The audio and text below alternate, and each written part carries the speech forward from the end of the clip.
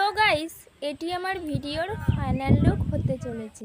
তো এখানে আমি কার্ডবোর্ড নিয়েছি, যেটিকে গোল শেপ দিয়ে কেটে নিতে হবে সুন্দর করে। তো এখানে আমি ফেব্রিক কালার ইউজ করেছি এবং কিছু কাঁচের টুকরো। তো এখানে আমার কাছে যেহেতু গাইস আমার কাছে ক্লে ছিল না, তাই আঠা হিসাবে ক্লে ব্যবহার করেছি। তো এখানে আমি আঠা দিয়ে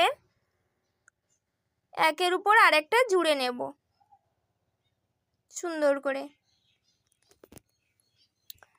তো এবারে আমার আঠা দিয়ে তৈরি ক্লেটাকে সুন্দর করে গুছিয়ে গুছিয়ে বসিয়ে নিতে হবে। এখন আমি যেহেতু এটি হ্যান্ডমেড, তো এখন আমি প্রভু শ্রী জগন্নাথ দেবের ফেস শেপ দিচ্ছি সুন্দর করে ধরে ধরে। যেহেতু এটা আমার ফার্স্ট টাইম, তাই আমার হাত একটু গুছিয়ে করতে পারছিল না। তো গাইস, এবার করছি কালার। প্রথমে ব্ল্যাক কালার দিয়ে শ্রী জগন্নাথ দেবের ফেসটাকে কভার করে নেব।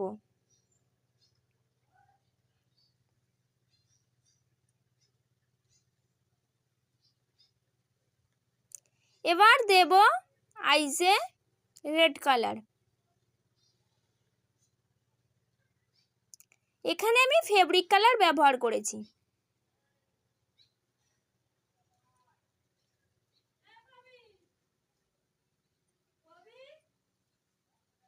এবার দিচ্ছি হোয়াইট কালার চোখের আইসে, এবং তার মাঝে ব্ল্যাক কালারের চোখের মণি। এবার ইয়েলো কালার দিয়ে বর্ডার দিয়ে দিচ্ছি চারপাশে। তো গাইস, এবার রেড কালার দিয়ে কিছু ডিজাইন করে দিচ্ছি যাতে সুন্দর লাগে।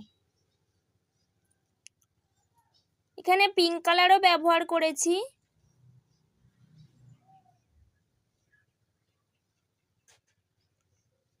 এবং হোয়াইট কালারের কিছু ডট দিচ্ছি।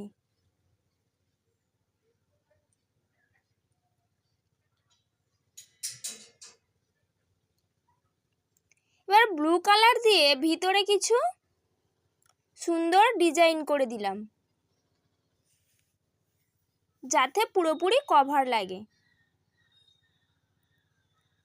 এবার প্রভু শ্রী জগন্নাথ দেবের ফেসটাকে সুন্দর করে সাজিয়ে দিচ্ছি।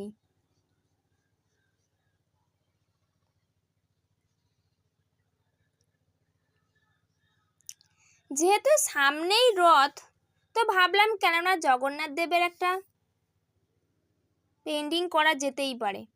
তো এটা আমার হ্যান্ডমেড, এটা ফার্স্ট টাইম করা। তো এখানে আমি কিছু কাঁচের টুকরো বসিয়ে দিচ্ছি। দেখুন কেমন হয়েছে। তো এখনো বাকি আছে, যেহেতু এগুলো ধারে ধারে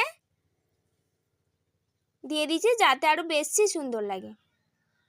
তো গাইস, সবাইকে রথযাত্রার শুভেচ্ছা,